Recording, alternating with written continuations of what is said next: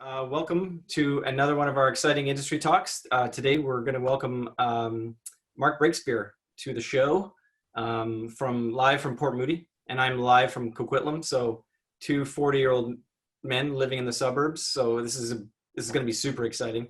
For those of you who maybe aren't current students or are maybe from a different department, my name's Colin. Colin Giles. I'm the head of the animation and visual effects department here at Vancouver Film School. We're happy to welcome you here to talk all kinds of stuff. We've got a free form. My hands are empty. I don't have any notes. We're going to have some fun here today with Mark. Thank you, Mark, for being here and taking some time. My pleasure. Your evening to be with us here. To those folks who've just joined us, we are going to definitely be able to take some questions today. We're going to keep this nice and free and open. So you'll see at the bottom of your screen, there should be a Q&A button. Feel free to type those questions in as they come to you. Don't feel like you need to wait till the end.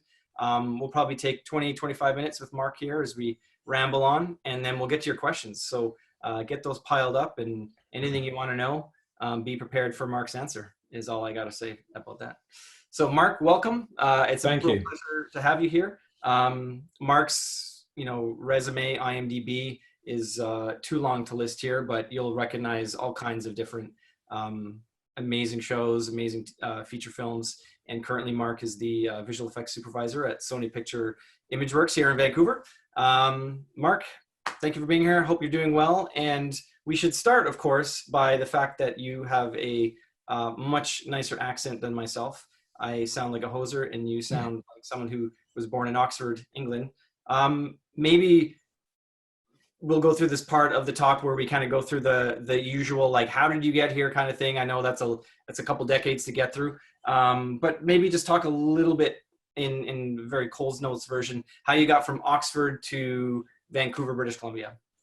Well, thanks, Colin. So hello, everybody. And just to echo that, this is really free form. If you have questions, if I say something and you're like, oh God, I need to ask that question right now, I'm okay with that. Just interrupt. I want this to be free form. I want this talk to be, in a way, like we all play computer games and you get cheat codes and you can kind of like do things you couldn't normally. Let's try to shave 5 years off your first few jobs in the industry by learning some stuff today. So my hope is that you guys come out of this a little bit more prepared. I will tell you right now, I have a sense of humor. I kind of don't know where the line, actually I do know where the line is. I left it behind me about 28 years ago, somewhere back there. And so these are very interesting times for me right now because I'm sort of looking at everything going on and thinking, oh man, I just need to hide in my house. My sense of humor is going to land me in a lot of trouble, which I would not give a fuck about. I hear about people getting doxxed. I'm like, bring it on. I don't care. I love the attention, and the way that people are nowadays, give it 2 weeks, they'll be on to some other moron, not just me. So anyway, sorry, I digress there. But basically, I started out, the purpose of telling you where I started from is so that in some way you can see where you are and hopefully see a path to get to wherever you want to go. So I'll try to word it in that way. So I was born in Oxford. I actually happened to go to Oxford, and it was just, it made sense to stay at home, but I actually didn't. I went into university there, and I did art. I did something called an art foundation, and then a graphic design degree, which was visual communication and design. And it's a very good university. And then I went and did a Royal College of Art degree. That was pretty mind expanding. It really was. Like everything I thought I knew, completely thrown out the window, and I really got exposed to some pretty amazing artists. And some of the students, in our classes that we kind of mixed with different courses. Like there was like some fashion people in our course. I went through university with Stella McCartney, which was, like it was. People went, oh, it's her dad. Her dad got her in. Not at all. She's super talented. And it's just amazing to, I actually was the photographer for her fashion show at the end of university at the Royal College. And I stood there with my camera and the models walked down the catwalk and they got to me and they looked through your lens and I just froze. I didn't know what to do. Just completely froze and had to tell Stella McCartney I didn't take any pictures for a catwalk and a degree thing. So that was really good. But so I did my degree. And then I went and worked for a company called Quantel, who made the equipment. Like nowadays, everyone's like, oh, I just install Nuke, I install Maya, Houdini. Back then, if you really wanted to do high-end effects, you would get Silicon Graphics was one company, Discrete Logic, or Quantel, and they made the Henry, which was, they had this suite of equipment, and it was dedicated to do visual effects for commercials. And this company had its heyday, and it was like every commercial on earth was made using a Henry for one period of time. And I worked for that company, flew me all over the world, training other companies who were about to buy this equipment. This computer was like £1 million. Like, I don't know, that's like 27 trillion Canadian dollars. I don't know what the conversion is, but our currency isn't doing too well right now. Yeah. But, and I would go to those companies and they would buy the equipment, but I would go there as part of the package deal was that I would go there and I would train them. And a lot of the times I would be there training them how to use the software, but then they would be showing me techniques on how to do visual effects. Like, oh, actually, don't key it like this, key it like this. You know, and sometimes I'd go to the mill or frame store and places like that, and they would, you know, I'd work with some of their color scientists and I would learn keying techniques that I still, to this day, have never been bettered. Like there, Mike McGee at the frame store taught me a color science, a technique that even Nuke doesn't have, but just things that you can do in Nuke that produce the most perfect key that means you cannot tell the difference. Like everyone looks at shots, even on Avengers or whatever, you look at it, you go, oh, I can tell it's a key. People don't use this technique. It's one of the best ones out there. Frame store, I happened to find it out. It's been with me my entire career and it's helped me no end. So things like that, just you'd learn techniques. From Quantel, I was working with a company in Santa Monica in 1990, early something. And they said, don't train us, just come work for us. So I said, all right, I'll move to Santa Monica from Oxford, moved out there and as a compositor, and I just worked my way up through the ranks, started, you know, supervising commercials, did a lot of music videos, worked on Star Trek and X-Files and God, just tons and tons and tons of TV shows. And then eventually decided I'd had enough of LA. My daughter was born and she literally just come out and someone said, does she have an agent? And I was like, I don't want to raise my kid here. And so I moved up to Vancouver, which at the time was really Rainmaker and Northwest Imaging, even though MPC, whilst they were here, used to tell everybody they made Vancouver. Rainmaker had been here for like 20 years before MPC. But I joined Rainmaker. Rainmaker then became CIS, which to this day, no one really knows what it stands for. I thought it stood for Can't Imagine Shit, but apparently it didn't. I used to get into trouble for saying that to people. I work for Can't Imagine Shit. And then it became Method, which I thought I was going to get a discount on hand soap, but apparently those two companies are different. So that sucked because I would have left a lot earlier if I'd known I wasn't going to get the hand soap that I was promised. And then from there, I moved to Imageworks. And all the way through this, I've been doing shows. I've been getting my ass handed to me. I've been on set. I've been screamed at. I remember Ben Stiller calling me up on Christmas Day and screaming at me over Tropic Thunder. You know, all sorts of just crazy stuff that's gone on. And here I am. I finished Jumanji in December, and COVID thankfully held off just after that. So we made about 800 million, and here we are. And I love talking to you guys because even though you're all new and you haven't got that experience yet, and you are looking forward to getting it, to me, it's fascinating because some of you say, I'll be around for another, say, 20, 25 years in the industry. That's 20, 25 years you guys will all have. So some of us may well be colleagues and working on super cool high-end stuff in the future. And we'll say, oh, remember that conversation we had? And so I don't see you as junior people. I see you as the future. And I think it's really important, A, to have this conversation with you, and B, to hear what are your thoughts, what are your concerns, and what are your questions? Because there's a whole bunch of shit no one's going to tell you until you experience it. And it would have been so useful to hear some of that stuff ahead of time. So if you do think of questions, start asking them. You know, I'll tell you the honest truth based on what I think, you know, but obviously my opinion's right and no one, everyone else is wrong. There you go. That's what you came here for. Well, yeah, there's a couple questions coming up now, but one thing I just wanted to clarify especially for our current students is, you know, you say compositing and these types of things and people recognize that they're doing it, but what does a visual effects supervisor do? I mean, you're actually on set on these films. That's I mean, a lot of our visual effects students have some small experience in that, you know, handling a camera, being in the green screen room, that type of stuff. But, you know, what does that job entail? And obviously it's probably different movie to movie, but in a general sense, what is your day-to-day kind of role as a supervisor? So it's a great question, Colin. So I think to unpack that, it starts off as a studio decides they want to make a movie. Maybe they've already got the script. Maybe they've assigned a director and they've got a producer who's working with the director and they're sort of facilitating, and they're starting to build that team. If it's a big VFX show, they will hire a visual effects supervisor early on. And let's say that's me. And then they'll say, how the fuck are we going to make this movie? The studio do this. And I always thought this was weird. They go, here's a cool movie.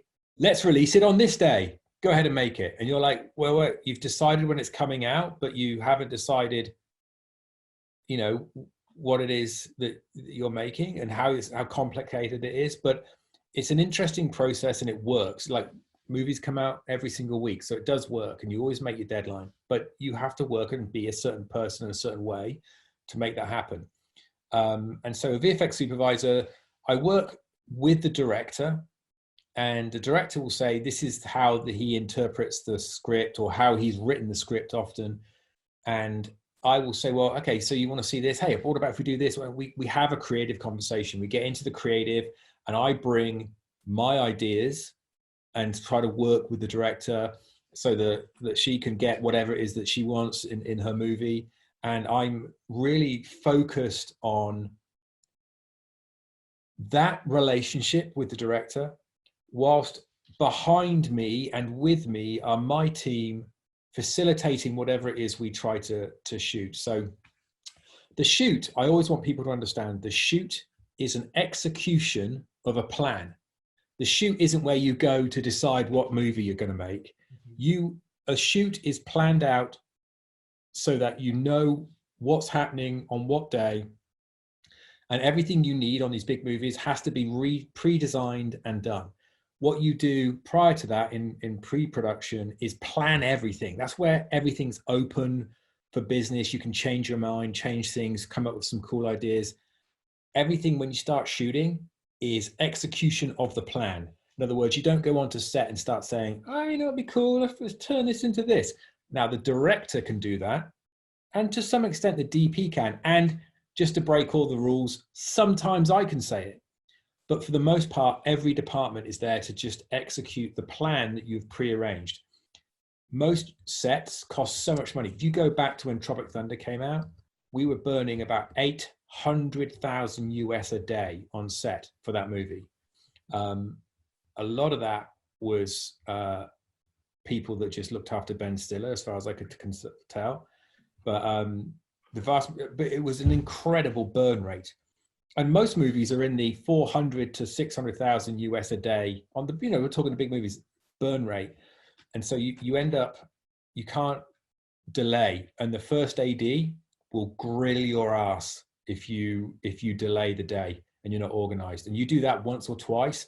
He's on the phone to the producer, who then gets on the phone to the studio, and you are gone. And you go into the VFX supervisor jail for a couple of movies. Which is quite a humbling place. I've never been there because I don't make mistakes. Yeah, but yeah, you know. Do you find that directors nowadays understand what you do, or like, you know what I mean? Some do. I find more than anything, like I've worked with some directors that don't, and they don't understand and they don't care. But Right. Some directors, they rely on you to solve the problem. And I think the best relation, like Jake Kasdan on Jumanji, the way he and I worked was he just told me what he wanted and I had to make it happen. And that is a big sort of a disbalance in terms of anyone can say anything. I don't want a gorge with a bunch of monkeys running across it. Oh, okay, I'll go make that happen. I'll push the gorge monkey button. But I love what I do. So breaking that down into the trillions of pieces that then come together to make a finished piece in time for when the studio said it was coming out, that's the challenge. And it's an exercise in thinking big. You know, it's not a case of, oh, that sounds really tricky, I think I'll give up. You know, and you'll find that to be successful, when someone says, hey, we have to do this, it's not, oh, I don't think there's enough time. There's always enough time. If you're willing, I have to say to the studio, I need another $10 million, you know, to complete this. And they're like, oh, I said, but the director wants it. They're like, okay, you know, so it's the kind of numbers that you play with.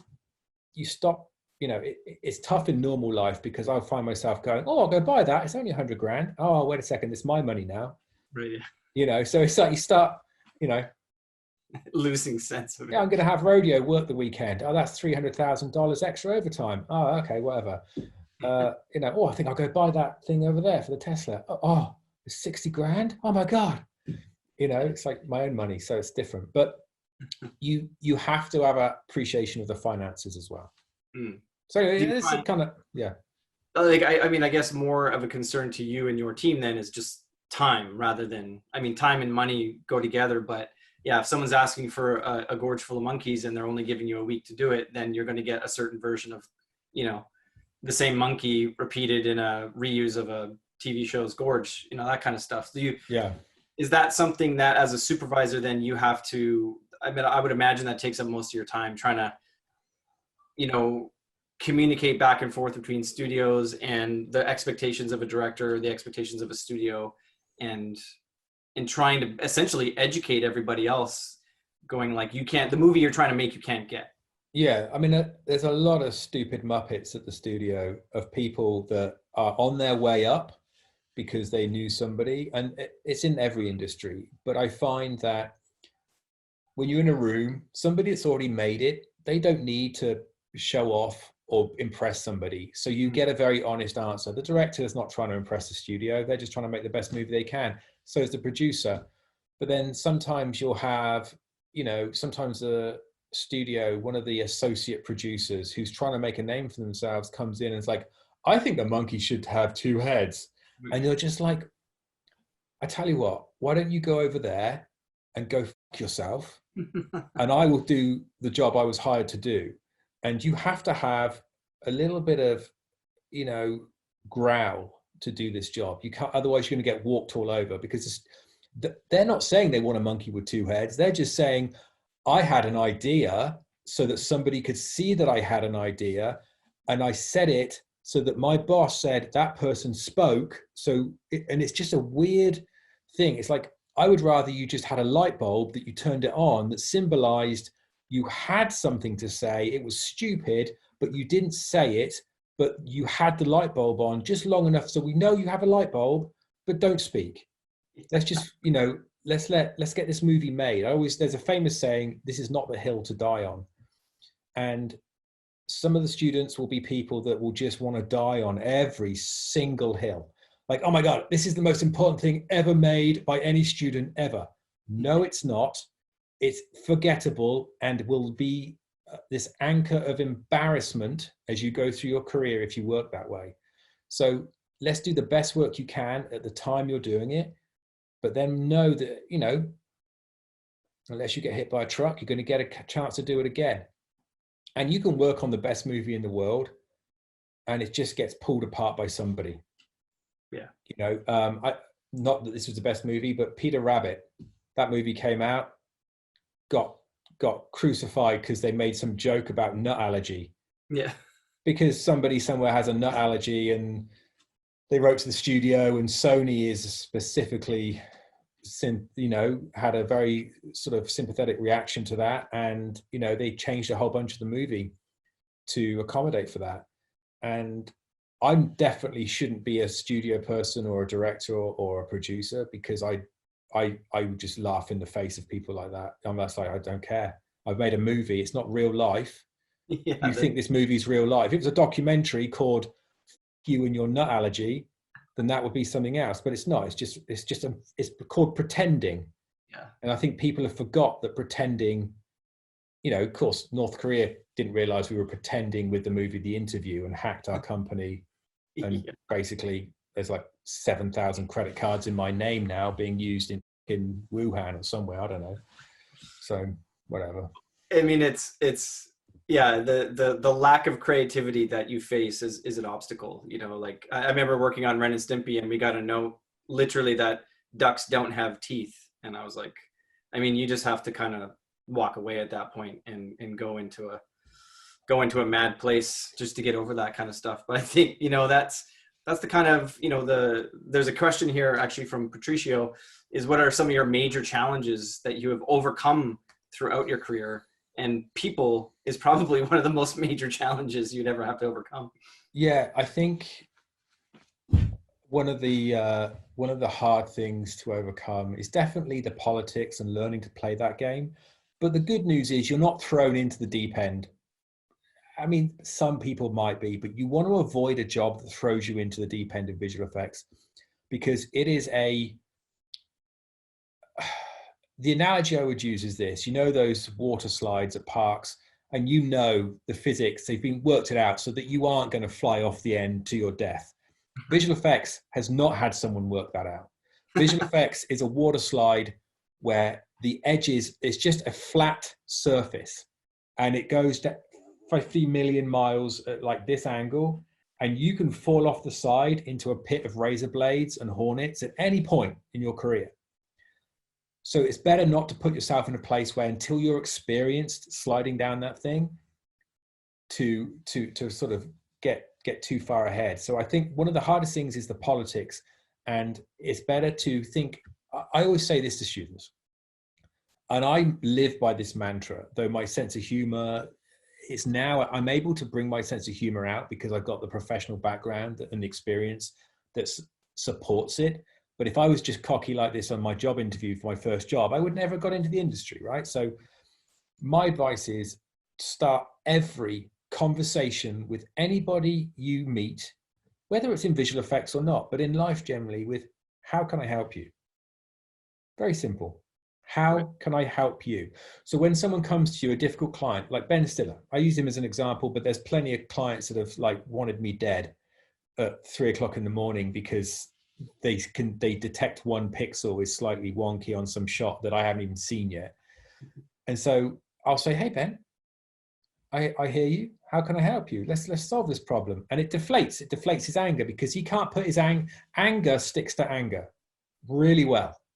But anger is completely disarmed if it hits something that's, impervious to it, like just general good willingness to help.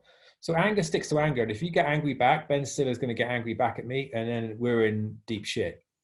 He's very short, but he can definitely fight. And I don't think I could take him. He's a bit older now. Maybe I could now, but not back when he was younger. He could definitely beat me up. And it's true. I drown him in my blood. But I think that's one of the key things. One of the hardest things is learning the politics. But then I think the other thing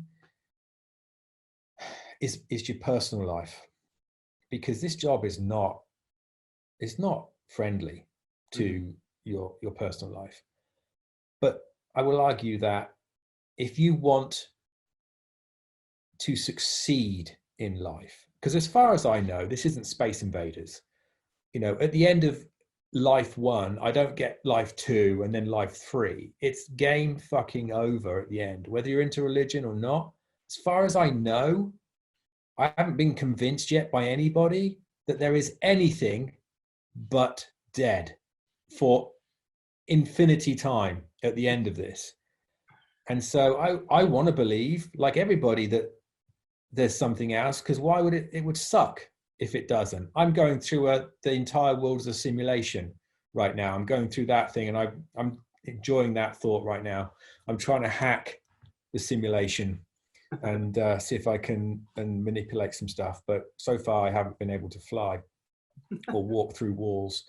But I think balancing your personal life is incredibly difficult. And I've been doing this for 30 something years, and it gets easier, then harder, easier and harder. There's no one way of doing this, but it is incredibly difficult. And that's a whole talk on its own, and I'm happy to go into more detail if you want, but personal life and politics, they're two very hard things to learn, but you will learn them.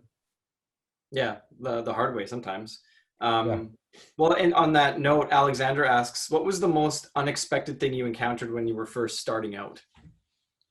Summer project, before I started at Oxford, they said, fill this book, 120 pages, A3 size, and with the most detailed little fine nibbed drawings, like real life drawings that you could possibly do.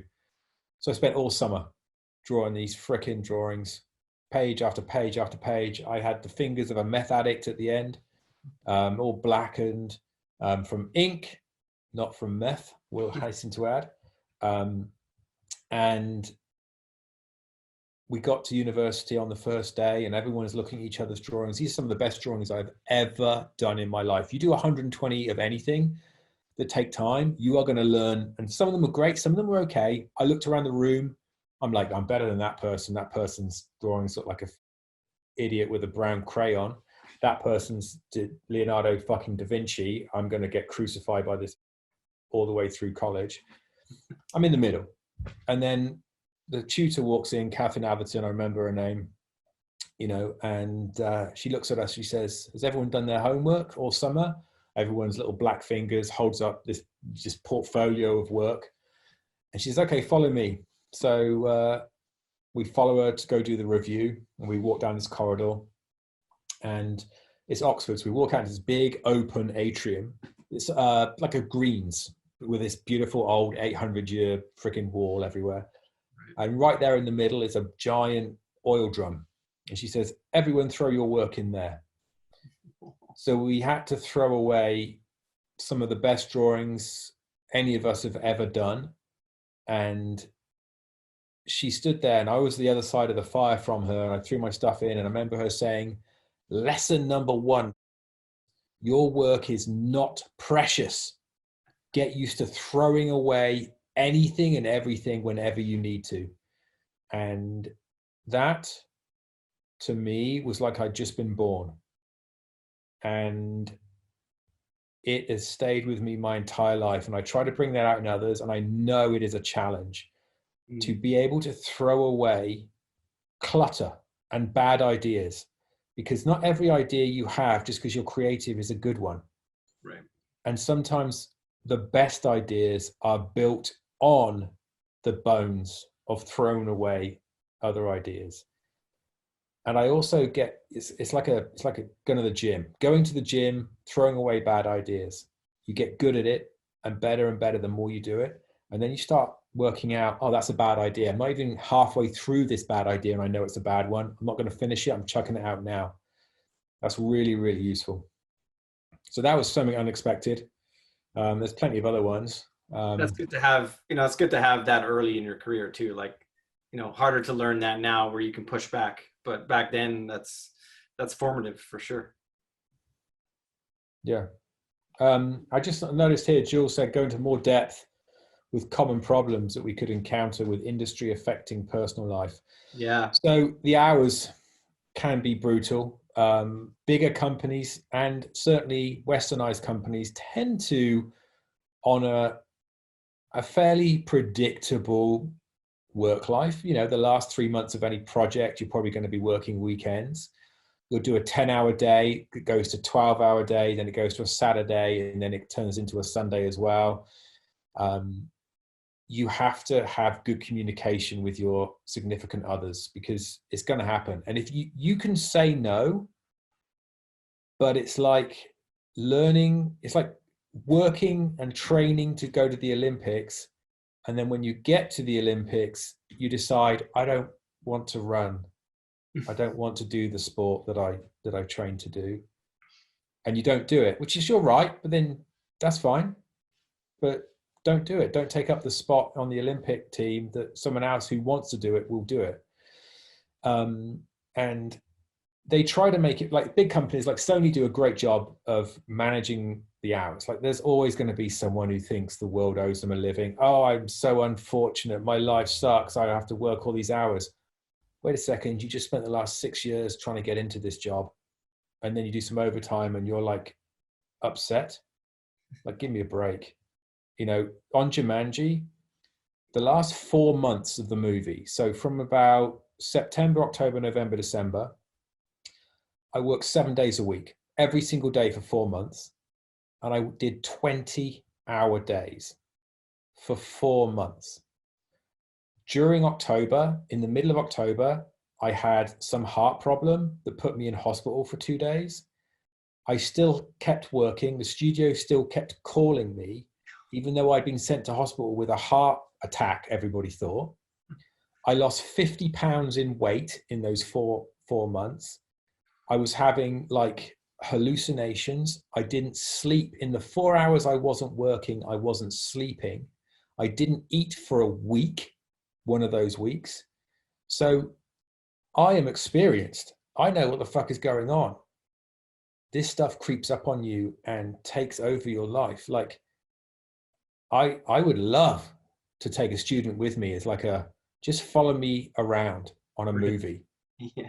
You know, because at the end of that period of time, they would be like battle hardened and like, holy shit, you know, the money is fantastic. All the other stuff is great, but it takes a toll. Like it was hard on my marriage. It was devastating for my kids. You know, why do I do it? You know, but I can answer that. Like, why go to all this trouble? And then why do it? Because, and it's simple for me because I can't imagine living my one life in this Space Invaders game and just doing what everyone else does. Just get to work, do my 8 hours, come home. What did you make today? Nothing. I moved some things back and forth like this. I pulled a lever and made sausages. Don't get me wrong. I love sausages. I don't love sausages. I love sausages. Actual. So yeah, that was something else. You may have seen something online. We'll just edit that and put that on Instagram. No, don't edit it out. Just call it Mark Breakspear loves sausages and just leave it out there. That's fine by me. I don't give a I'll out freak people. No problem. I mean, they are sausages. Yeah. I mean, how do you a sausage? But that's something else completely. That's not what we're here to talk about. Yeah. What was I talking about before I started sausages? Oh yeah. Why do I do this? Yeah. I do this because creating something is, in a bizarre way, a form of immortality. And like I said earlier, my belief about the universe, that I've got a family tree. My fathers have kept the family tree since 870. And so you can trace the Breakspear line way back, and everybody was pretty much a farmer, and the wives were cleaners of the rich people's houses. But you keep going back further and further. Like every now and again, we'd have somebody that would own a pub. So we're a bunch of drinkers, farmers, and cleaners. And that's been my heritage back 1,000 years, 1,200 years. And something about the fact that when I have traced and gone back and done the genealogy of my family, the fact that 400 years ago, all that is left of a life lived, loved, upset, happiness, sorrow, success, is a name, the day they were born, and the day they died. And if you're lucky, the day they got married. That's it. Their entire human existence gone. And so we now live in a time where there's the internet, which means some of the stuff that we do will be forever recorded.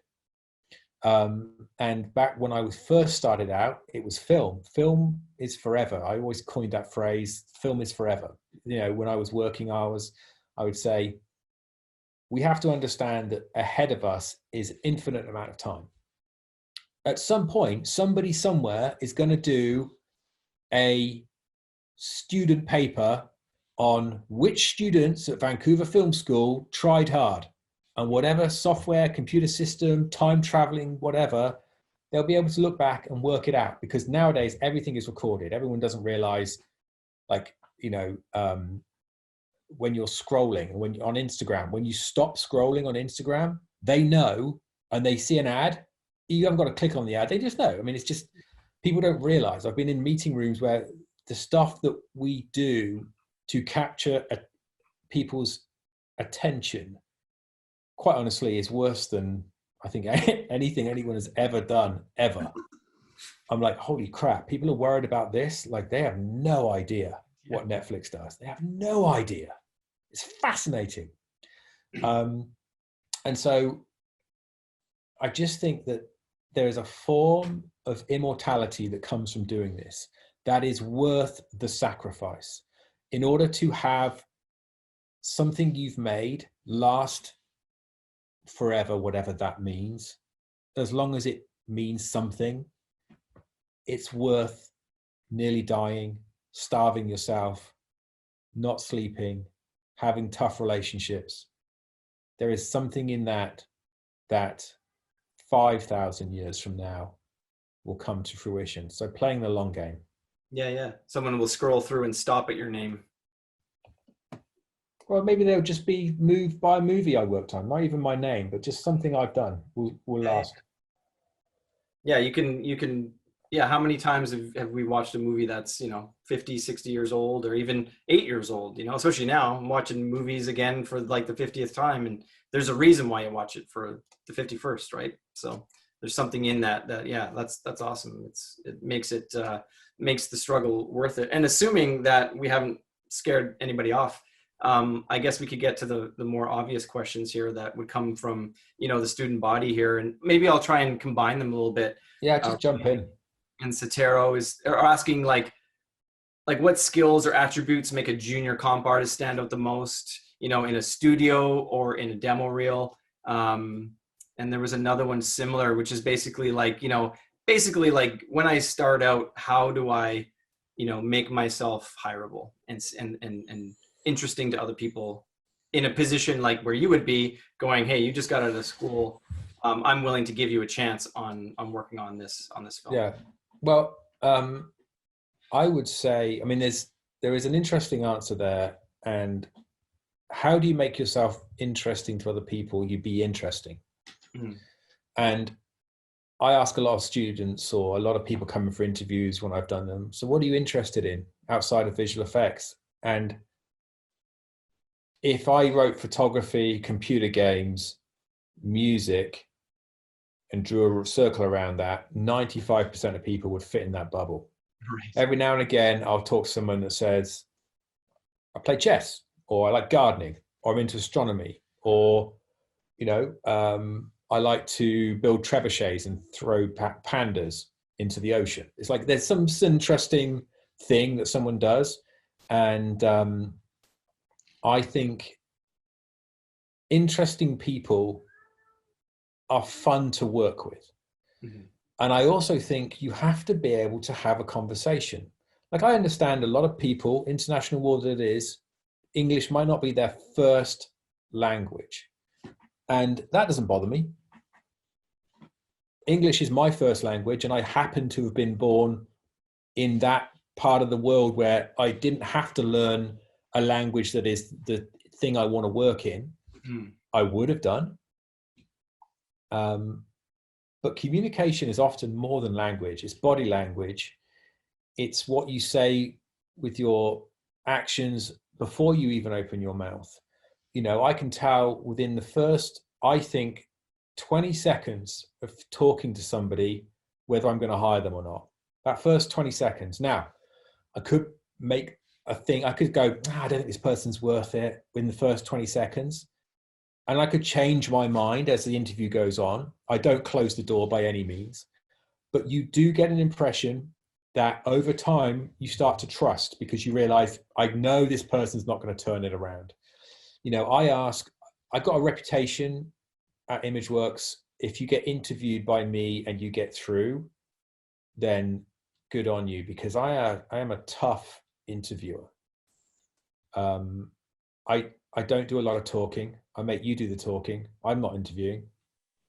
You're the one being interviewed, so I'm going to interview you. And I'm going to ask you questions that you won't have been able to prepare for.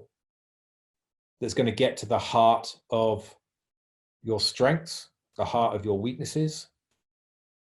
knowing some of your weaknesses in my mind is a strength. And some of your weaknesses will suggest to me that you have room for growth, which I want to see. I don't want a fully finished, perfect thing. I want somebody that's going to say, look, here's examples in my demo reel of challenges I faced, solutions I came up with, and realizations of how to make things better in the future. And I did not put thanks to my parents in the credits at the end. Don't put credits on your demo reel. If you put credits on your demo reel, I don't give a if you're like Monet. I'm just fucking hate it. Sorry. Don't make a demo reel with credits, show that to your parents. But if you're going for a professional job, don't have credits. That's just something. And don't thank Colin. I didn't do anything. Don't thank Colin at all. Don't ever thank Colin. I know how good Colin is and how much he's contributed. That's fantastic. But don't thank him. He's not the. I'll hire Colin. If I keep seeing Colin's name on all these reels, I'm going to fucking hire Colin. I'm not hiring you guys. I joke. One thing I think that's important is I have been in the last couple of years working very hard in my life to address unconscious bias. Because our industry has been very male dominated, and I am a father of a boy and a girl. And when I became a father of a girl, my oldest, I suddenly realized it's like someone pulled out a filter, and I suddenly could see these things that had been existing in my life. When I was a teenager, I used to say, we all used to say, oh, don't cry like a girl. Yeah. What a ridiculous thing to say, and what a stereotype, and what a, just ridiculous on so many levels. And at Imageworks, we've been really looking at, I think a lot of companies, but we've really been looking at what is the gender unbalance of the company? How do we address that? And I will challenge everybody to say this. I don't care what sex you are. I don't care who you love. I don't care who you pray to, or if you don't pray. I care about how good you are at your job, at the thing you bring to the table. That's all I care about. And one of the things I'm trying to have happen at Imageworks is when I see a resume, the name, the age, everything that identifies the person is removed. And so I just see qualifications and demo reel and a phone number. I'm not going to call you. Someone else will call you if I like you. I don't have to do that.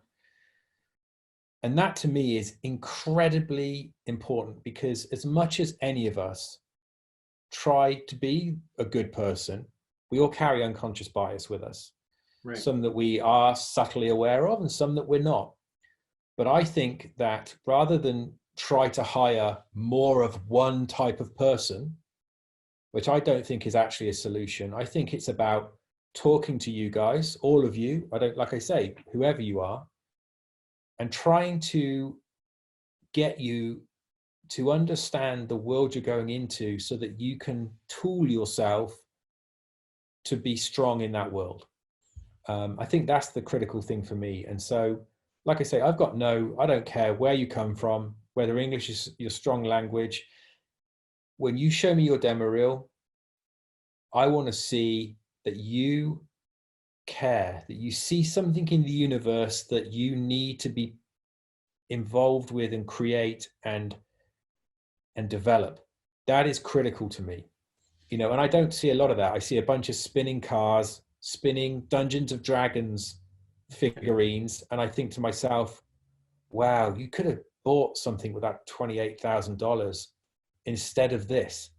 Right. And you obviously had talent. Look, none of you at Vancouver Film School, whether you're there now, whether you've left, none of you are dumb people. You've done well to go to this college. You've done incredibly well. And you are going to and I've been all over the world, you're going to one of the best places there is. And so when I see something that just looks like you dialed it in, or you got on the course and you didn't really give a fuck, I think to myself, what a waste. Why did you do this? Because you might get hired by a third tier company and just bat around there forever, not earning the kind of money you want to earn. Mm-hmm. Would you say, like, because I'm of the mind then from that moment on, getting the second job is actually more impressive and probably harder than actually getting the first job, because you're going to get some leeway. You know, there's an expectation, but working in a studio and then staying with that studio, or jumping to a different production and building a professional reputation, maybe just, is there any advice you have for these folks who are starting out to go, okay, now that you're in the door, what are you looking for then? Are you looking for more of that, like, care and attention to detail, problem solving, you know, bring something to the table? As far as I'm concerned, this is how I see the world of visual effects students, people coming in. Your first job is when you hatch from that egg on a beach like a little turtle and you scurry down the sand into the ocean. I don't give a fuck what you do for the next 45 years because I'll never see you. And then suddenly I'll be snorkeling around in Hawaii and I'll see this giant leatherback turtle and I'll be like, holy, that's amazing. And so I think visual effects is kind of like that. You know, some of you are going to get eaten by seagulls. Some of you are going to just get died in an oil spill. That's just going to be your future. And that's obviously a metaphor, not actually what's going to happen to you.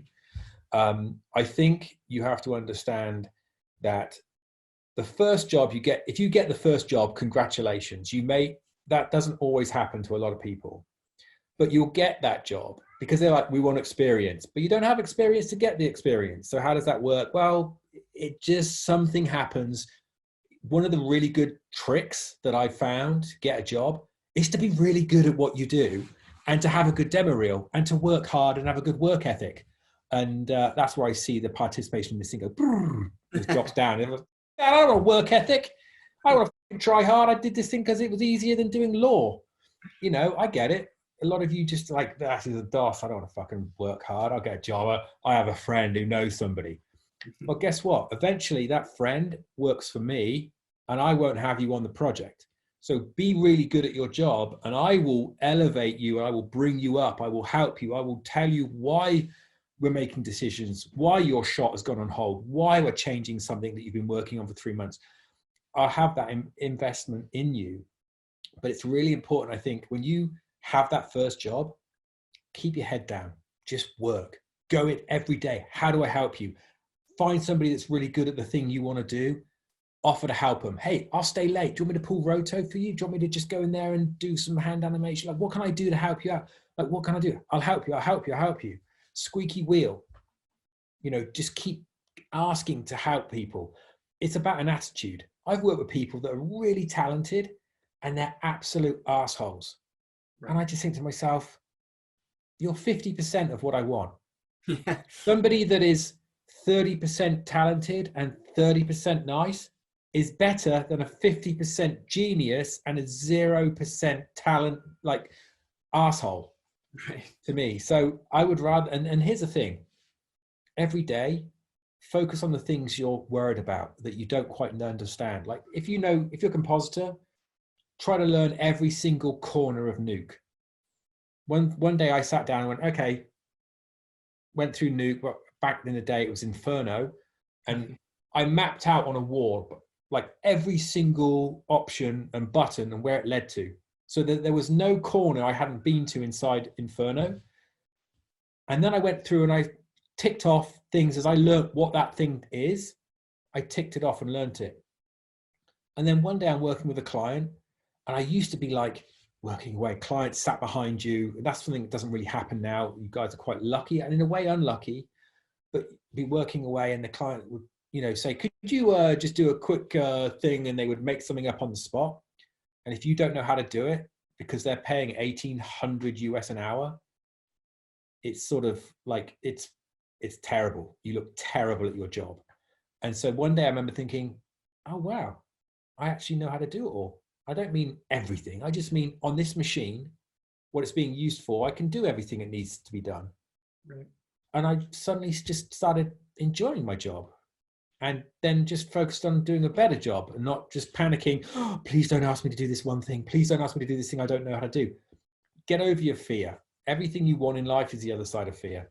We've all heard that saying, or we should have done it. If you haven't, it's something to live your life by. If you see something that's scary, embrace it. Best thing you can ever do. Yeah, and it's true in school. Like, it's funny, I maybe students don't want to hear this, but I could pretty much tell by the end of the first quarter who's going to have a career in the industry. It's just, Yeah. reveal yourself, right, through all of those things you just said. So I think it's, it starts early, and you can learn it and you can practice it, but you gotta bring it from the beginning. Yeah, for sure. Camilla's got an interesting question here. What do you think should be improved in the visual effects industry? And maybe in well, this is in general terms, but also maybe an extension of that is, where do you think visual effects is going? What could be improved? I think there's lots of little areas, like kind of boring answer. It would be, some of the skills when we're on set, like on-set compositors. Like, for instance, on Jumanji, I had to hire an on-set team that came with me on set, and they were comp stuff came out of the camera. We do bish bash bosh comps. So we could say to the director, look, we just filmed that before we break that set. I think we've got it. And then editorial could take that comp, and they've got that in the mix so that it saves time from the vendor later on having to rush out a temp. Like, we've got something that will survive for the first audience screening. Really useful. Now, those people we would pay. A really good one would be $125 an hour US. Mm-hmm. If you want one that can barely breathe and walk at the same time, that was $75 US an hour, which is, you do the math, and I'm sure a bunch of you are doing the math, that's not a bad income. The problem is, I fired the first two that were 75 because they were useless Muppets that couldn't even do anything. The last one, I didn't fire the third one because when you fire the first two, the third one gets much better rapidly. It's quite entertaining to watch. But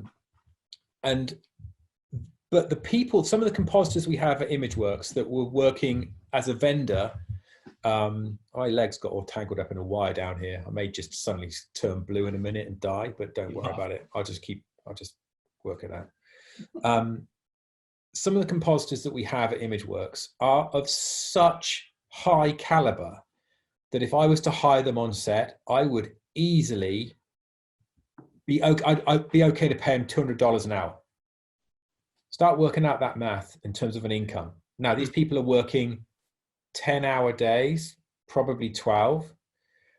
They start getting into overtime. These people are earning good money as a compositor. Now, not everyone is that level, but if you know Nuke well enough and are fast, you will be able to just do so well with as a career. And there is such a need for decent Nuke people. 3D is a different thing because you don't do fast 3D. Right. And don't even get me started on Unreal and that whole fucking pile of utter fakery and bullshit, which now everyone's going to want to know, what do you mean? Unreal, I saw a YouTube video. It's like, don't even get me started on Mandalorian and the fucking Emperor's New Clothes that everyone has been talking about. It's like, I've started on it now, haven't I? So I'm not going to. But I think that just to go back to Claudia, to your question, I would improve the level of comp. One of the most important things people need to know how to do is learn how to finish a shot, to final a shot. Anyone can just keep dicking around with no deadline and blah, blah, blah, blah. I'm a student, I can work on this thing that should take 8 hours. I can do it for 6 months. And at the end of it, it looks like I spent 2 minutes on it. It's like anyone can do that, but set yourself 8 hours. And you know what? Put a clock that counts in money next to your desk and start charging it out on an hourly rate. See what you produce and what you would have to charge. And if the two aren't together as some sort of value for money, you're not going to get a job. Right. It's just simple math. I would improve the awareness. What I am trying to do right now is to fix one of those things. I'm trying to improve in students the awareness of what this game requires. And I will talk to any student at any time about any of this as long as they want, you know. And at some point, Colin and Max, you'll probably want to go home and have a life. I'll just keep talking to students if they want to keep talking. But my point is, there's lots of things that could be fixed. There's not one gaping problem. Right. And the things that are fixed right now break. COVID is changing everything. You know, some stuff will go back, but some stuff's not going to go back. You know, one of the biggest things that I think has now become an issue, and I've been reading about this and hearing about this from the government, is the realization that the ability to now hire somebody anywhere else in the world that can do this job as a remote worker, working from home in India or China or Guatemala or Iceland or anywhere, and pay them $10 instead of $80 has now suddenly become forced upon us because of the necessity of COVID, that we've all started working from home. But what does that really mean? If your company that's setting up, NPC have been doing it for ages. They've been using very talented people in India. Method have been doing that. But now everyone's learnt efficiency of working remotely from each other. And though it's not ideal, and though there's all sorts of issues, it's certainly become a doable thing. So the government of Canada suddenly started thinking, crap, we don't have to have immigration now, because the people they work over there and they just send the data. There's no law to protect against that. So shit is about to change significantly, and they're going to have to get either draconian with who can work what where. And if you work in India and you never step foot in Canada, you still have to pay Canadian taxes. Like, right. How is this going to work? It is a significant problem, not just working from home, but your home can be anywhere. Yeah. And that can change. It could change every week if you work with an RP. Absolutely.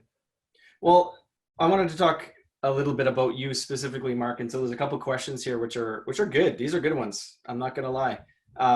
Patricio and Claudia, I'm going to kind of work this together here. What are your strengths and weaknesses as a visual effects designer or artist? And Claudia then asks, how do you keep creatively fresh when you're working so much? Strengths are, I've always had this. It's been something that's it's just the way my brain works, and it's taken me a long time. But my son is a visual spatial learner. I'd never heard of this term until the school identified my son this way. Right. But I am definitely something along those lines, I would say, in a sense that when I do jigsaw puzzles, it's a little bit like a horror movie, because you tip all the jigsaw puzzle pieces out. And I've never understood the challenge of a jigsaw, because I just see the piece, reach for it, put it in, grab the next one, put it in. I don't hold a piece and try to find it fit. To me, I already see the pieces and where they go all at one time. And it took me, it was a weird way. I was about 12 when I realized other people didn't do that. Right. So when I look at a jigsaw, I can see all the pieces and I know exactly where they all go. If you show me a big pile of cables, I don't see, they look almost, in my mind, they look like they're straight, not physically straight, but I can tell how they're entangled in three-dimensional space. And when you show me a challenging problem, I see all the pieces that are needed to put that together. So my strengths are, Mark, we want to do X, Y, Z, whatever. And as a VFX supervisor, that strength is I can just break it down into all the pieces that are needed, see how they interconnect, know who does what, when, where, what the order is, and then have that happen. Weakness is I've worked hard to have few. I don't believe for 1 second that I have got no weaknesses. But one of my big weaknesses for sure was that process is a very closed box.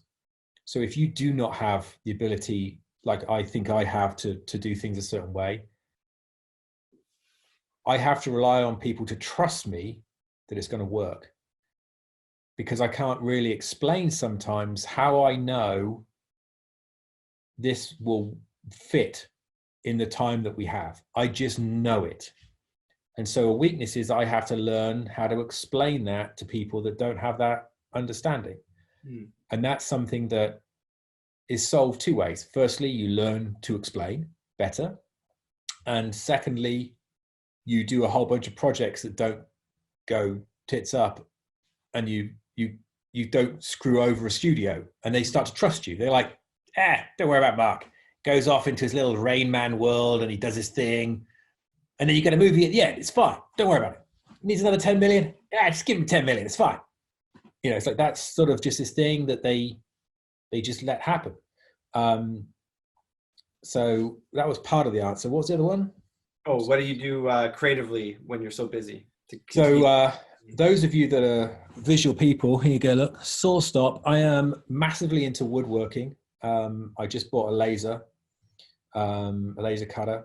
I like making things, 3D printing. I have my own hot sauce business. I have a business called Rude Wood. I can't even tell you the other thing that I started to allude to this earlier before we joined. I can't tell you the other thing that I started doing during COVID, but I did this little thing, this fun little thing. Started doing it out of the garage. Word spread. In 3 weeks, made $70,000 selling something, just not even advertising. And you know, it's just like one of those. I like making things. I see something, I'm like, I don't want to buy that. I want to make it. You know. So next week I'm learning welding. My YouTube history is just every video on somebody making something. You know, and I have a maker space downstairs in the house. I just put 200 amps in my garage. For those of you that don't know, 200 amps is 100 amps more than most houses. And I've got 200 amps just in the garage. In my garage, I put 50 plug sockets, which is what I need in my garage. So how do I stay fresh?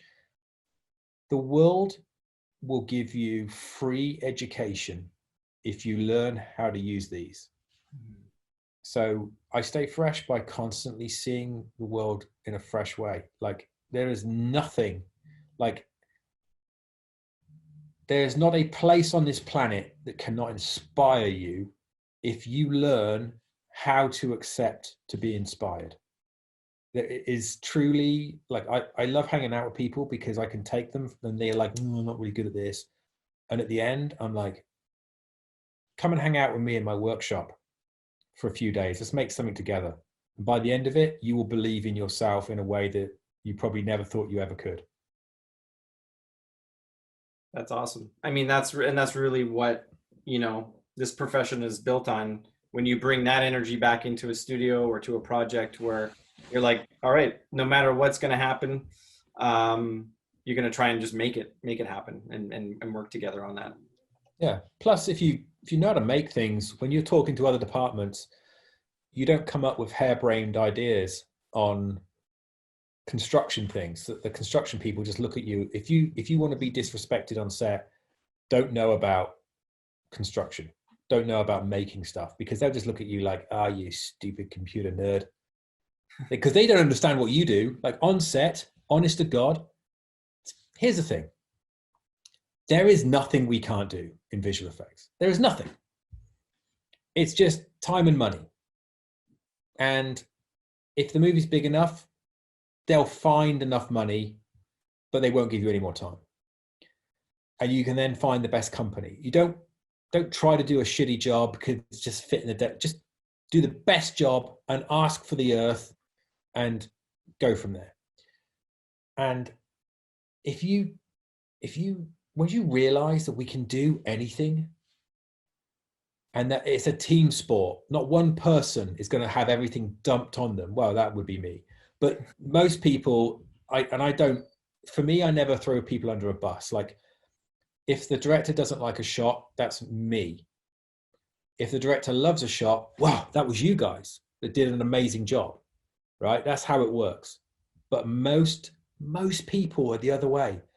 The director says to them, the fucking shot sucks.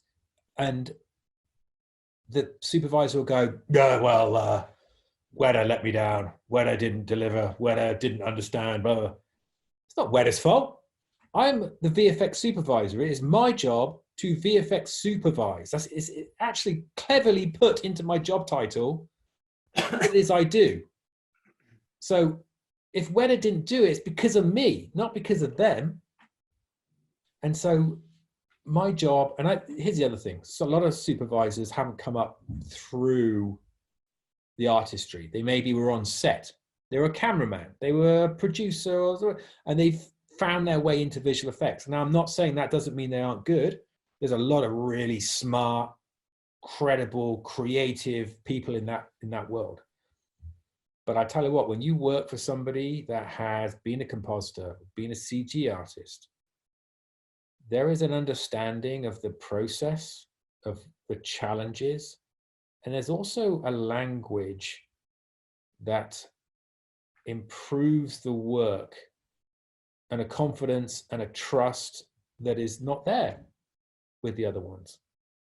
And I think our industry's best years are ahead of it, even with everything going on. And by the way, all these questions, I'll keep answering these questions. I don't think I'll go anywhere. I don't want anyone to think that they've missed out. And if they do, I will, I'll go through them. So keep asking your questions, everyone. I'm happy to keep answering.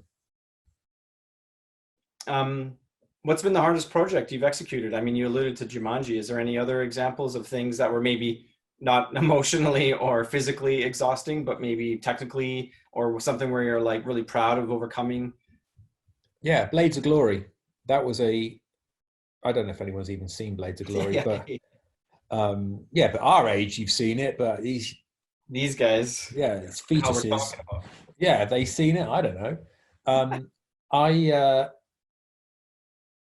Blades of Glory was hard because this is before Benjamin Button, and no one had done CG faces of real actors that close, that didn't look shit. Right. And so it was DreamWorks, it was 500 shots, and they wanted us to do 2D. But the problem with a 2D face replacement is it works for certain types of shots, but I could not get the studio executive to understand it wouldn't work on a spinning head skating around a big arc. How do you shoot a face that doesn't look like a mask and the lighting won't work? And so we developed a system which used facial tracking before facial tracking was a thing. We had Cody Saborin, who I think he runs Goldtooth in town now. He's a great guy. He had done the punch shot in The Matrix with George Borshkov. And he was aware of what it took to do skin and facial work. So we had him as our CG soup. And I was the overall production side supervisor and also supervising, because all the work was done at the time, I think it was at Rainmaker. And that work was horrendously complicated. We'd never done it before. And we had John Heder, who was in Napoleon Dynamite just before. He was still famous at the time. His brother, by the way, is a CG artist. Does anyone know that? Oh, wow. Napoleon Dynamite's brother is a CG artist. Huh. Interesting family. Yeah. And if you haven't seen Napoleon Dynamite, you should see that movie. That's a really good one. Yeah. Well, anyway, John Eder's with us, and we discovered all sorts of crazy shit, which was like John Heder, when he's close, CG, looks like John Heder. But when you move John Heder further away and he's spinning, looks like Rennie Zellweger, which makes no sense whatsoever. But we would get calls from the directors going, why have you rendered Rennie Zellweger into the shot? And they'd freak out. And I'd be like, oh my God, is this a joke? What's someone done? And I'll go look and I'm like, oh my God, why is that? And then we did a Zoom test. And at some point, you might think one day, oh, look, there's Rennie Zellweger walking towards me. Just wait, it might be John Heder. That was something we discovered. That's a life lesson. Do not assume Rennie Zellweger It's coming towards you. It could be John Heder. Don't get too Napoleon excited. Dynamite. It's going to be Napoleon Dynamite. Yeah. So Blades of Glory was tough. Blades of Glory is the one place where I had a panic attack at the Vancouver immigration. As you walk up and you say to the guy handing the passport and your ticket, he said, what are you going to LA for? And I did that sort of, remember Windows, it used to do the blue screen of death. I just crashed internally. I had a complete OS failure, and I just sort of had to be rebooted. And this was was this before? No, it was after September 11th. So, you know, I basically realized I had 10 weeks left. We just finished shooting and I had 530 shots to final. And I was like, oh God. And my brain just went, best thing to do is to shut down and just sleep until this is all over. And I was at the airport, so that was fun. And he said, where are you flying to? And I was like, I don't know. I sort of went to like slow-mo mode. And anyway, they took me into another room and they sort of let me reboot for like 10 minutes. And I kind of came back online. I was like, what? And then they let me on. They just obviously see people from the film industry having panic attacks all the time at the airport. Well, I think that once you tell them that Renee Zellweger is starring in a John Heder film, they just like yeah. And by the way, that movie was one of the most fun movies I have ever worked on. Really, really, really good. Yeah. Good with the bad. Well, I mean, especially when you overcome something like that, it's almost like you're in the trenches, right? Yeah. I got a question. Actually, this is a very specific question, and I'll be honest. Sometimes in these Q&As, you would dismiss something like this, but I'm going to read it anyways because it's kind of interesting. This is from Meal. I was on set just before quarantine time, and one of the issues we had was the production company who was hired to make the TV show didn't make the hierarchy nor checking if everyone knew what their jobs was. Most importantly, some HODs didn't know their jobs or why the other people that were in their departments were hired for. So each of them told these people the different things as orders and then complained about the previous orders. So it sounds like not a very clear hierarchy. So how would you approach this situation? It sounds like, you know, a relatively obvious communication thing here, but when you're on set, what's your expectation of the hierarchy and how does that work? On set's interesting. As a VFX supervisor, you are the only person that doesn't report to the DP. The DP basically has complete control of everybody in the crew, apart from the VFX supervisor. And that drives a lot of DPs nuts. But my thing is always make friends with the DP because the two of you can make amazing stuff together and help the director. But the DP on Jumanji was freaking amazing. And he knew stuff about VFX that is really high-end level knowledge, like you've got to be in it, but he was amazing. And I made friends with him, and he was Hungarian, and he used to be like, oh, another European, we can make rude jokes together on set. And so it was quite entertaining. I never actually did it, but he surprisingly, but he would say stuff on set and I'd be like, oh dude, don't say that. But when you're on a set and it's disorganized, it comes from the top. And now in my career, I am somewhere, I would say, and I'm in charge of visual effects. Right. So it is my job to make sure everyone in my department works the right way. There were 4 people in Jumanji that I had to let go. One for anger, had anger problems. And ended up throwing something at some of my team, and that was it. They were done. Another person for being dirty, creepy redneck, sexist pig. So I kicked him off. I wasn't having that. No one on my team. I don't care who you are. You don't get to do that. And then the other 2 because they were useless compositors, and they couldn't do the job that they were hired to. And so. And my background is compositing. I was a compositor for decades. So, you know, I know when someone's pulling the wool out of my eyes in most departments, but especially compositing. I'm like, really? Come on. You just don't know what you're doing. Right. And so it really is about leading from the top. It just means the leaders on that show were not strong, you know, and need someone to come in and take control. People always say with me, if someone else doesn't want to drive, I will drive. I won't let someone, if there's no one managing the room, I'll manage it. I don't wait to be invited. I walk into the room, and if no one is holding the steering wheel, I will go hold the steering wheel. Right. I will drive. And some people are like, oh, I'm like, you weren't driving. So what do you expect? I will not sit in a vehicle that's being just rolling down a hill. I will hold, I'm always going to take over if no one else is doing it. Which kind of brings this question from Corey is kind of in that same vein. Then you brought up early in the conversation how you work with directors and stuff. Could you dive a bit deeper into this dynamic and what you're looking for in that relationship between a visual effects supervisor, a director, but also a producer? Like it sounds like, and then the DP. Those seem to be four key people in the success rate of making a movie. Up until the finish of the shoot, I'd also add the first AD in there, because that group of people every day have to steer hundreds of people to success, and that's a really tricky thing to do. But their relationship with the director is one where it has to be on mutual respect. You have to understand when they're asked for something that it might sound similar to what they just asked, but there's a subtlety there in the story.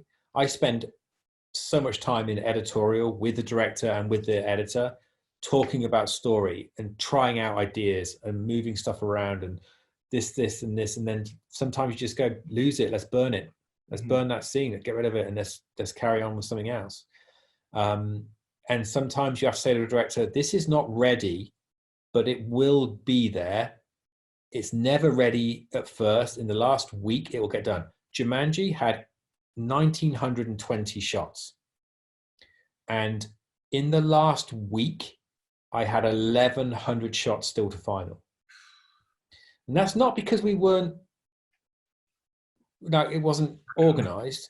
It was because creatively, we still had things that we could try and do, and film is forever. And I don't think Jumanji is a movie that's, Earth is going to be known for when an alien race comes to visit. Oh yeah, this is the planet that did Jumanji, the second one. No one's going to be saying that. They're going to be whatever. But it's like, the fact is, if I'm going to use up seconds of my life, now I'll never get back. I want to put them to good use. I want to use it to produce something that is of value. And value could be, to me, something that is not to someone else. I mean, it's just, that is the nature of it. But the relationship with the director is to get inside their head, understand what they want, and then work with them both to say, it's not just about saying yes to the director, it's about helping them get what they want, which is not always what they ask for. And the analogy would be, at university, I was given a brief, and the brief said, I'm tired, design me a chair. So all the students went off over the weekend and they all designed chairs. And I was the only one who designed a bed. And I thought, well, I'm going to fail this course because I designed a bed. And actually I was the only one who passed. And that's not me boasting. It was just, it was luck more than anything. But in my mind, when a client, a director, somebody says to you, I'm tired, design me a chair, there's two critical things there. There is the issue, and then there is a solution that they've given you. And what you learn with experience is, the issue is that they are tired. And they have come to you, and not someone else, and not that person or that person, because they want you to solve the issue. Right. Human beings try to be helpful, and they try to give you some of the ideas that they think is the solution. But if they could solve it themselves, they would design their own chair. Right. So I designed a bed because if you're tired, you want to sleep. I don't go, oh, I'm so tired, I think I'll go sit in a chair. I'm really thirsty, I think I'll go stand near a waterfall. It's not like, it doesn't make sense, right? So I think you have to have the confidence when you hear a director give you feedback or notes to interpret and bounce back to them and say, well, do you think that is too many monkeys, or do you think we're just not wide enough with the camera? Like your experience starts to change things and reframe in certain ways that is a dialogue. Because if a director will not want to work with you if you just say, oh yeah, okay, I'll go do that.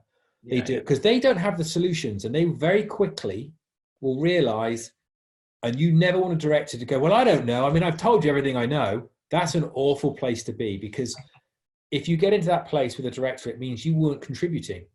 Right. You have to say, well, no, actually, I've got another idea. I'm going to try that. Oh, you know, okay, I've got another idea. Okay, well, okay, they might go, yeah, I'm out of ideas. What do you think? And you're like, okay, and they trust you. That takes experience. You have to pick up a bunch before you can get to that stage. Yeah. You got to put yourself out there too. Yeah. So this is being highly aware of my position here. Basically, the question that Olivia is asking is, do you need to go to school for this type of work? Yeah, 100% you do.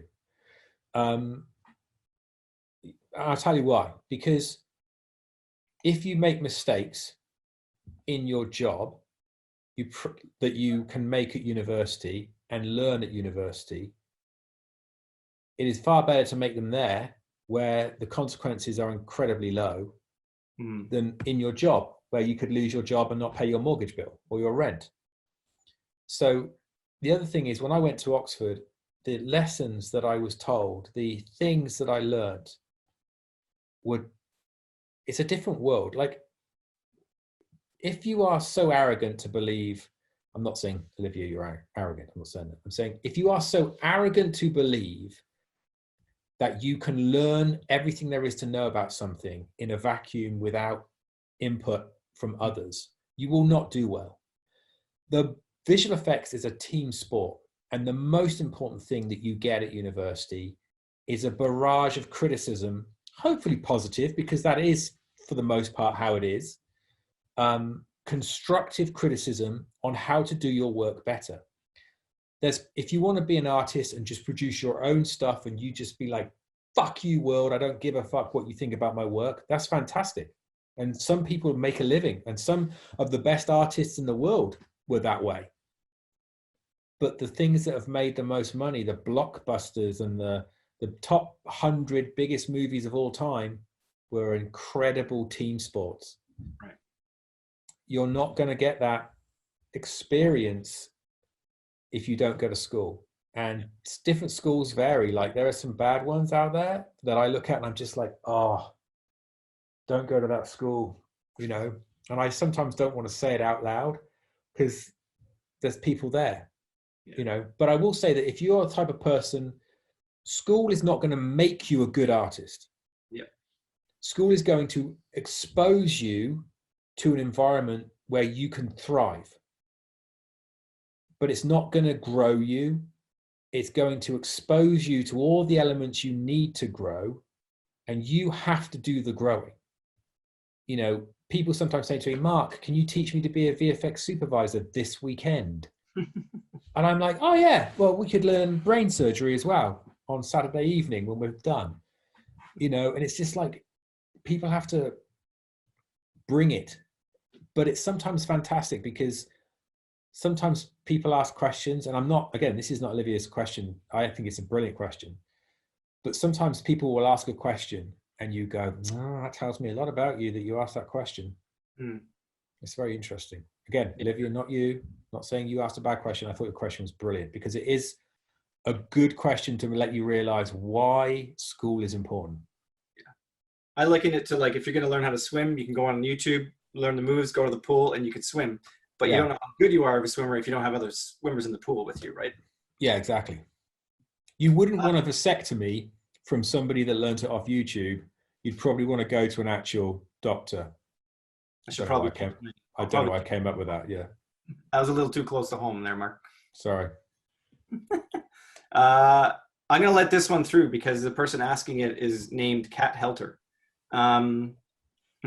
What would you say to the students graduating right now on how to successfully enter the job market? I know we've talked on it, but maybe, you know, knowing that there's a vast majority of the people listening right now are about to graduate here within the next 6 months, and maybe we can even be topical about it. Like, what is the job market right now, and how could you successfully maneuver through this situation right now? Even job market is very tough right now, but Now is the execution of the plan. Remember earlier I said about shooting? When you start to shoot a movie, you're just executing the plan. You will have hopefully, and I'm sure Catherine has been doing this already. She has been planning, I'm sure as everybody has, to get the job, not wait till graduation and go, oh yeah, I need to get a job. Like if that's your plan, that's a very, very bad plan. And I'm sure VFS has made many opportunities for you to learn how to get a job, how to do interviews. Like I always, I want to do negotiation practice, interview practices. I will fake interview anybody who wants to be interviewed. I'm happy to do that. I love doing it because I think it's a shock to them what they have to be good at. And, you know, how do you negotiate for your next job, your second job, negotiation? That's this thing I was actually taught at school. I was taught negotiation. That has in itself proved incredibly useful. Conflict negotiation, because there is a lot of conflict in our industry. Every single day, someone is trying to shoot your idea down or push your idea further. And you're like, this is a shit idea. Why are we pushing this through? Right. You know, it's like, you've got to be good at all that stuff. But to answer Kat's question, you're probably going to have to beg, borrow, and steal any experience you can get anywhere right now. Be incredibly cunning about, and look anywhere and everywhere. You know, I look at resumes, and if you've got, your first job doesn't have to be Sony Imageworks, ILM, Weta. It doesn't have to be any of those companies. Your first job could just be compositor for a commercial. Your first job could be working on a TV show that was, you know, I don't know, Attack of the Vacuum People, just anything. It could be nothing, a Barbie movie, it could be anything. It doesn't have to be high end, because I'm just going to be interested that you are still learning. My first job, I came out of the market, there weren't the industry like it was now. When I came out, I took my first job as, I worked for free for 6 months at a company called Oxford Scientific Films.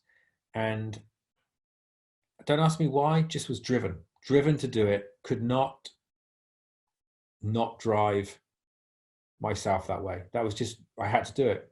So yeah, I mean, I think it's a tough industry. It was always tough. Yeah. But if you've prepared yourself, you'll have a good reel with no credits.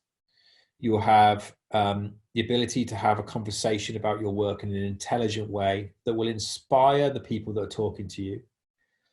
And be prepared to apply to 50 places and get 50 rejections, and then apply to another 50.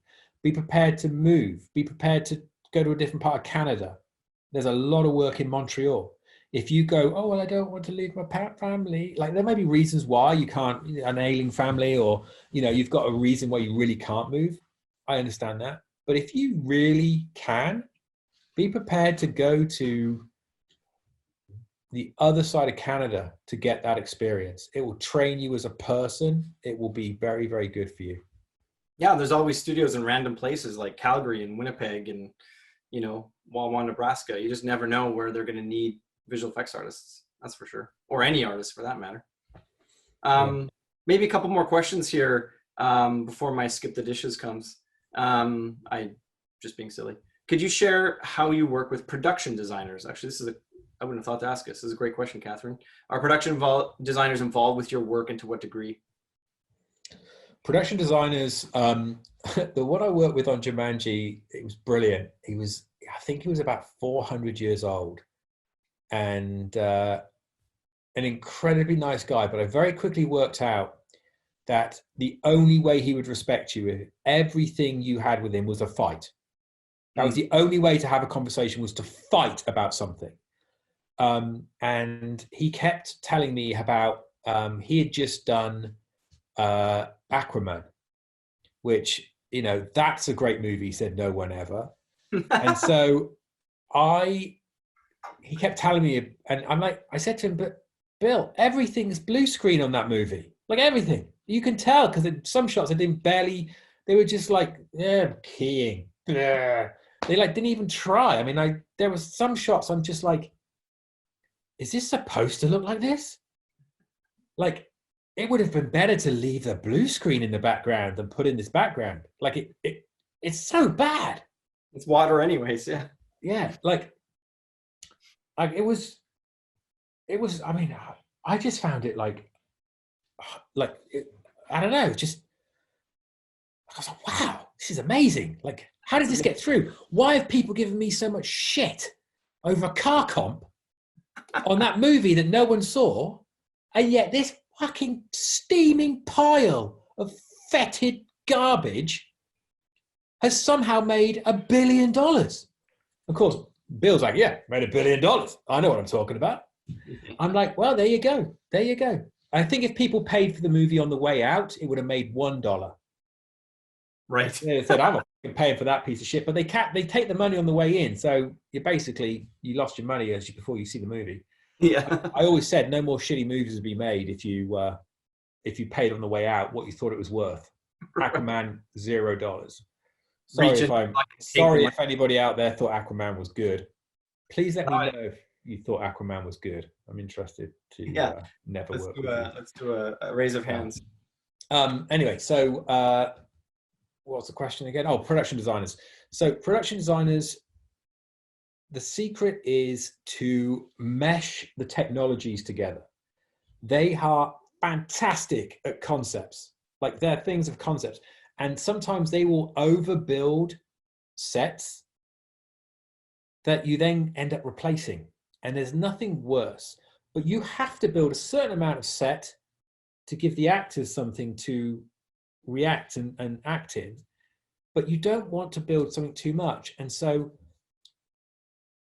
now VFX budgets tend to be the biggest budget on a movie. Right. Followed very closely in what used to be in pole position was the production designer's budget. And now what's good is you can bring money from the production design budget into visual effects by doing more digital sets. Again, not the Unreal piece of shit virtual set bollocks.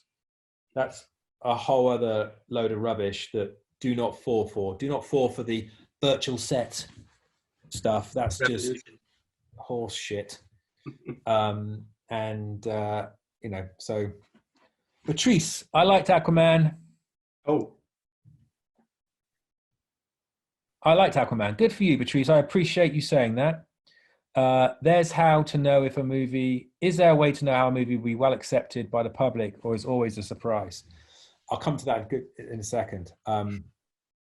Anyway, we just finished. So production designers, mesh together as quickly as you can, and don't decide down at the end, and then we'll do it in visual effects. Because they will run out of money very soon. If you think you can do an environment digitally, take it off their plate early on and leave them with the money they need to do the complex environment stuff they have to build. They will love you for it. And you can say later on, well, I took this already, I can't take any more. So it's an important back and forth, but I tend to love that team.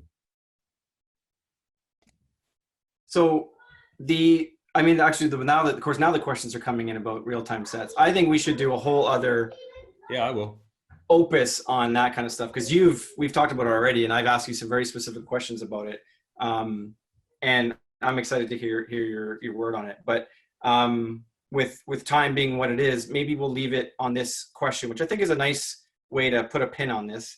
Is from Susanna. Have you ever had a moment on set or at any point in your career where you're just like, holy crap, I can't believe I made this, or that I'm here, or that I've had the opportunity to do this? Da Vinci Code. Several moments there, and The Giver, which was a small movie. But the Da Vinci Code was when I had to take a photograph of the environment where the Mona Lisa was. And it was at night. If you've seen the movie, it's that opening scene when he dies and his body's laid out, and a lot of that environment is all digital. And we had to build that environment. So we arranged through production to go to the Louvre and get some time. And we said, when can we come in and do it? And they said, at night. We're like, okay, how long? They said, oh, we'll just lock you in. We're like, what? And so I got locked into the Louvre with my photographer for 2 nights, the whole museum to ourselves. Insane. So that's where that thing went. It's in your garage now. Yeah. I've got a couple of Renoirs downstairs. Yeah. That's what that laser cutter's for. Yeah. I was just cutting funny. I put my mouth through the Renoir. Hello. So, so that's one of them. And then the giver was, we were shooting Namibia, and we went to an open surface diamond mine, and De Beers had opened up this area to allow, I don't know what the story was that allowed it, but this place had been closed down for 300 years. And basically, if you got all the diamonds that were on the surface and just put them into the market, diamonds would be the same value as salt. There's like, no, diamonds only have value because De Beers control the market. You know, if I controlled daffodil bulbs the same way De Beers do, a daffodil bulb would be like $5,000 for a daffodil. But so I'm stood there in this place in Namibia, and there are diamonds everywhere on the ground.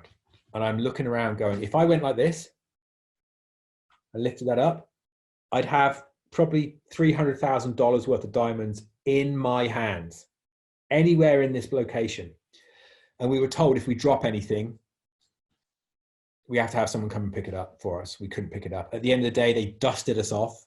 I nicknamed the person a fluffer, which they didn't find funny.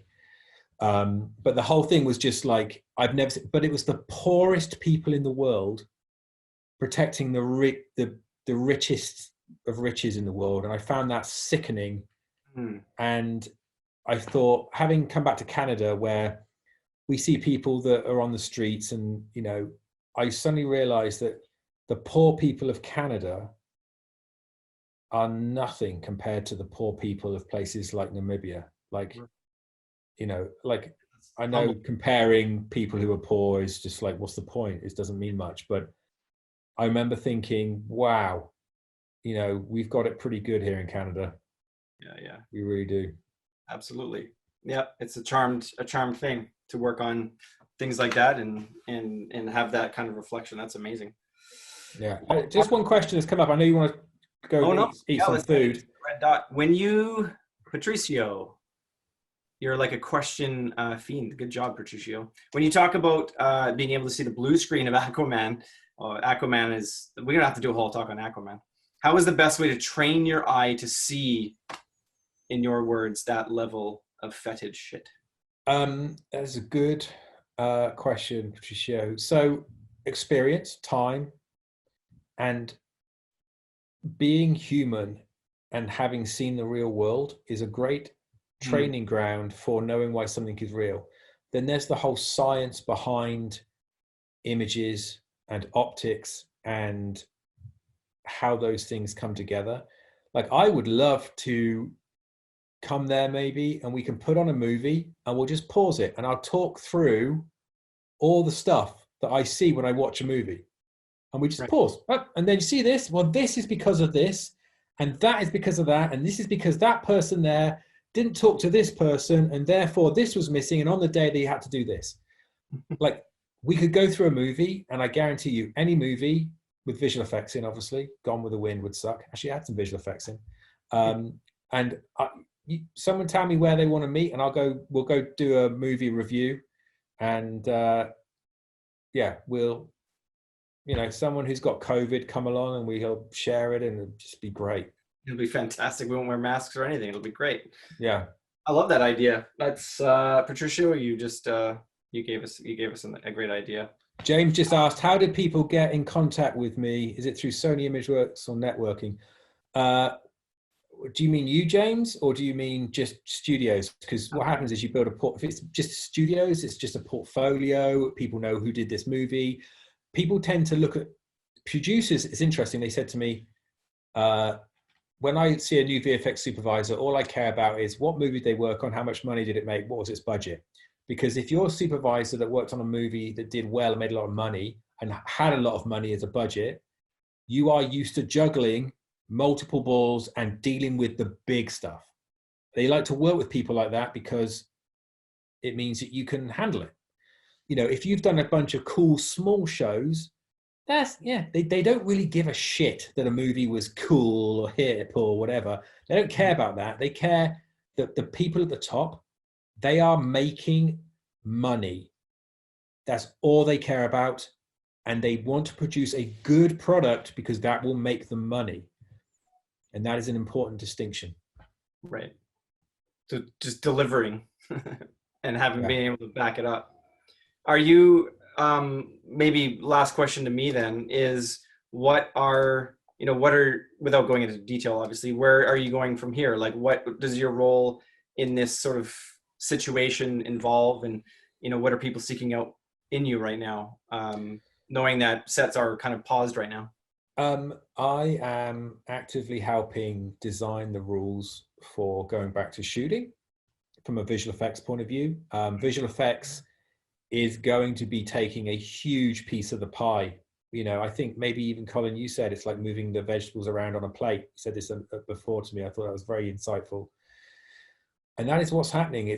We are going to be taking the budgets from other departments and using them to build digital sets in the smartest ways, not in the Unreal Mandalorian way. By the way, I like Mandalorian. I did. I just think people have to understand the subtleties of why it was successful versus why that process and way of working would be working in the future.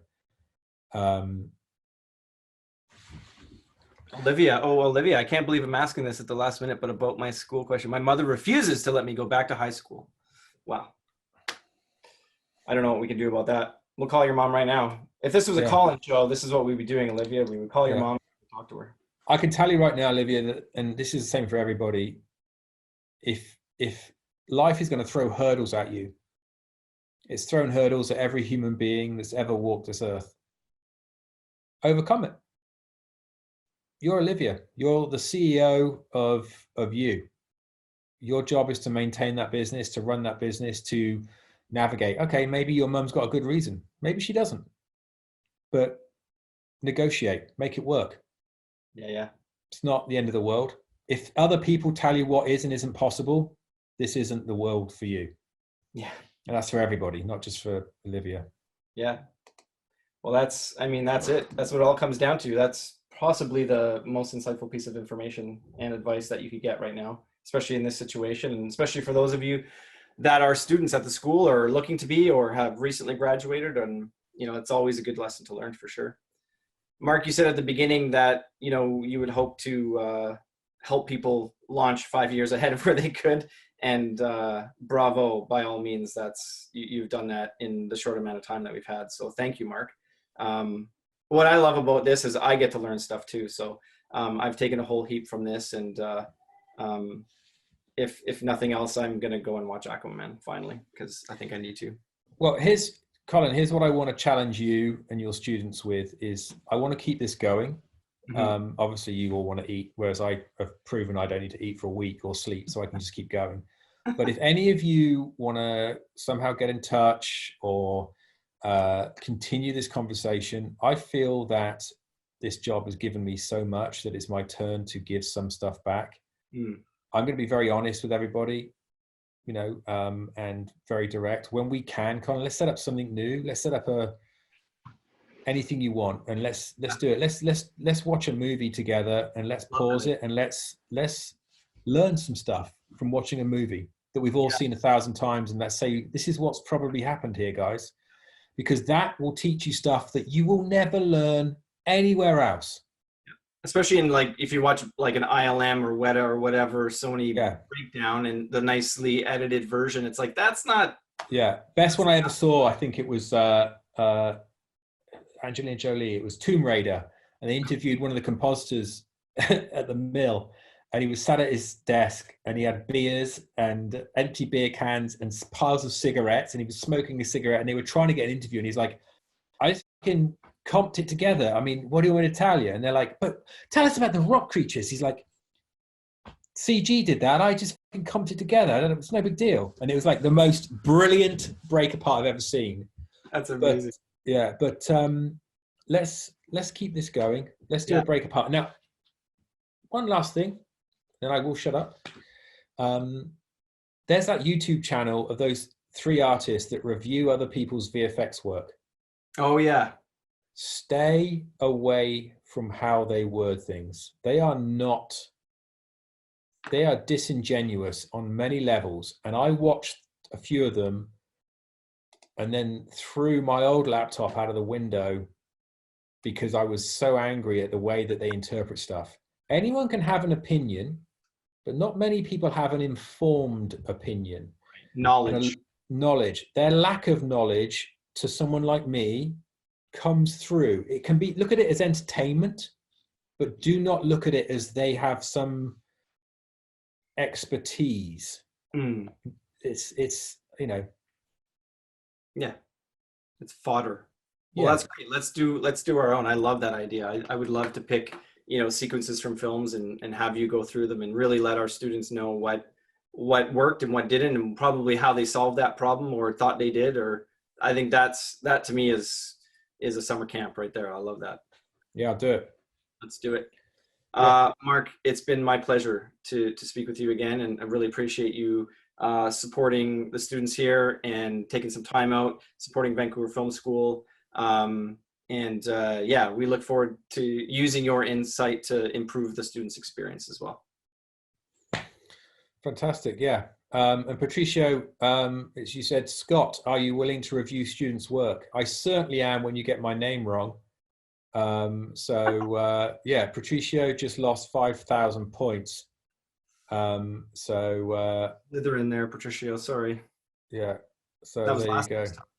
Yeah. But yeah, once you take a screen grab, copy Mark's name correctly, then he will take a look at your work. Yeah, computer is in Spanish. Okay, don't try to dig a hole any deeper. Yeah. All right, so everybody, have a great evening. Thank you for entertaining my chit chats. Colin, fantastic host as always, I'm sure.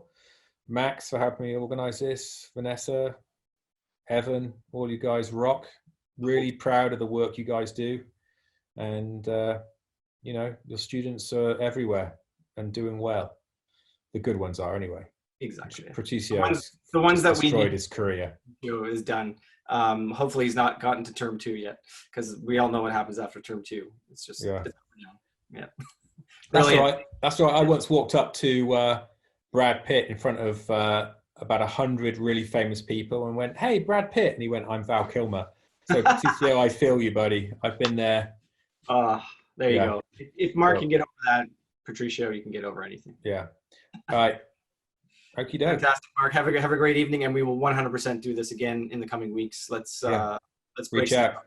Reach out before I get dragged away to some place. Yeah. To Jumanji 3. Yeah. Take care, everyone. Thanks, Mark. Thanks, everybody. Appreciate it. Stay safe. Bye, everyone.